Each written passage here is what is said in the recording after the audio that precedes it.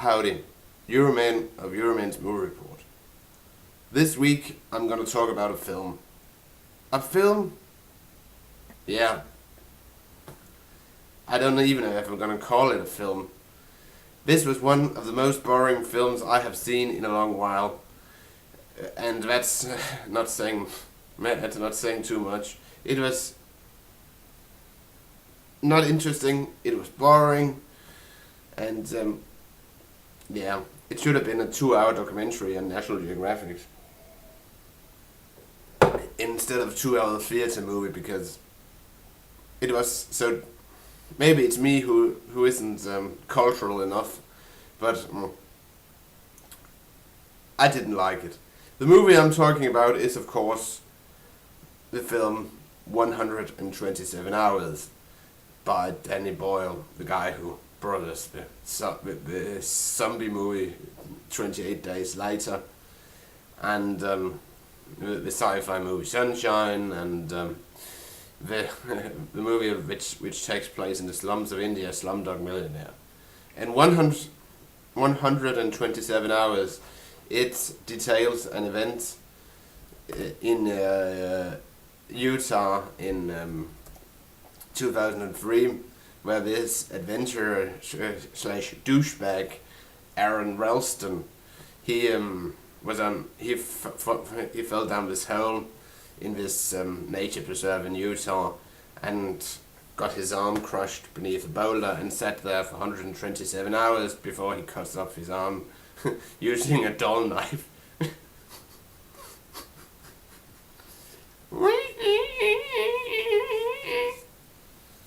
And I don't know how a movie about a guy sitting in a hole for 2 hours deserves an Oscar nomination. That I simply don't understand. James Franco, who plays the role of Aaron Ralston, we know from playing the son of what is his name?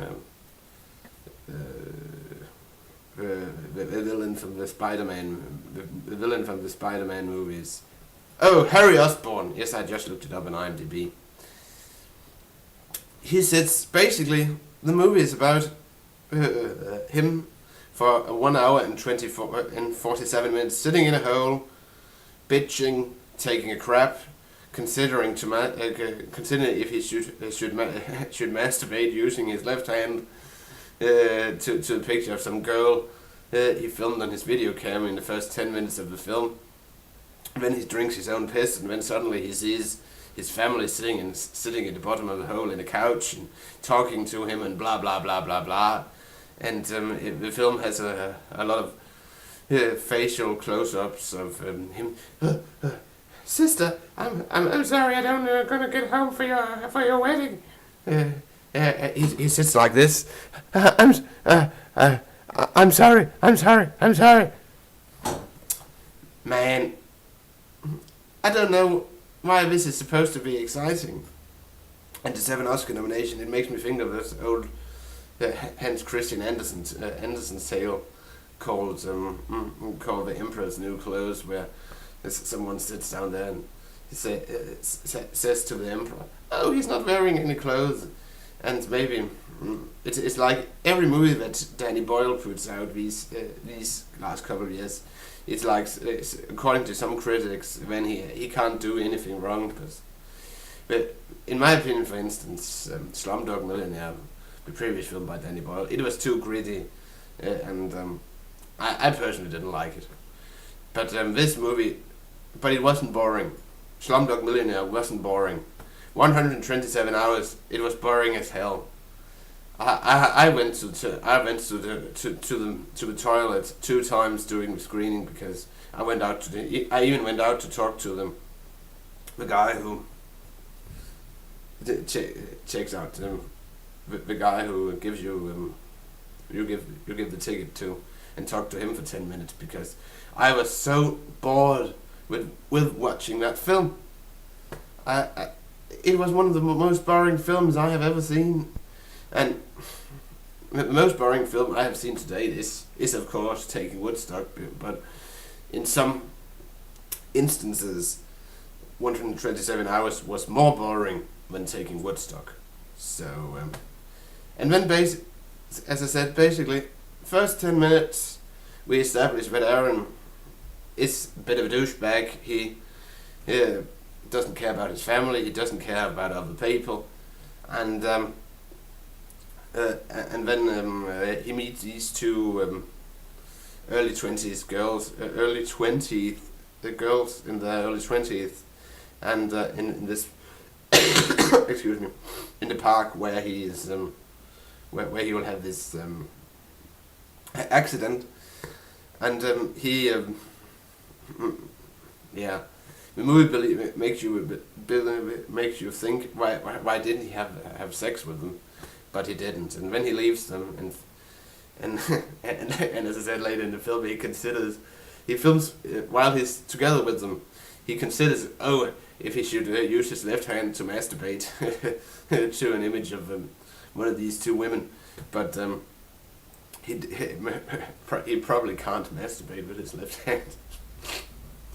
So so basically, as I said, for 1 hour and 47 minutes, Aaron Ralston, played by James Franco, sits in this hole. He talks to himself. He shits. He pisses. He drinks his own piss. And then, when there's 10 minutes left, he takes this made in China knife and cuts his arm off. And then he climbs up the hole, meets some people, and then the end. And a movie like this supposed to is that Oscar material? Not in my opinion, but I'm also an amateur movie critic and not so cultural. But I was bored as hell. So excuse me. So if I'm gonna rate this movie, I would say 1 out of 6 Coca-Cola bottles, because I was bored as hell, and I said to myself, if I could have demanded my money back, I would want it. I would want my money back because I was bored as hell. And Aaron Ralston, he was I forget to mention, in my opinion, he was an unlikable character because he was a douchebag. And if you're gonna make a movie about a guy you want the audience to feel sorry for, you don't portray him as a douchebag. And maybe Aaron Ralston was a douchebag, but they should not have focused on that because excuse me, because who wants to feel sorry for a douchebag?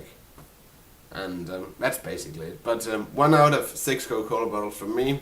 So that's basically it. I'll talk to you later. This is Euroman of Euroman's Movie Report, signing off.